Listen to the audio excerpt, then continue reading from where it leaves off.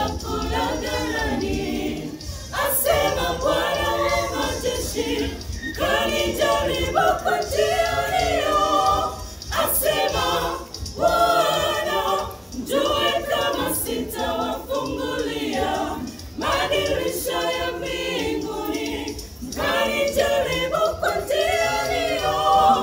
Asema Bwana, mjue kama sitawafungulia madirisha ya mbinguni. Jaribu gusa moyo wa Mungu, uone baraka zake, ili kiwemo chakula ghalani. Asema Bwana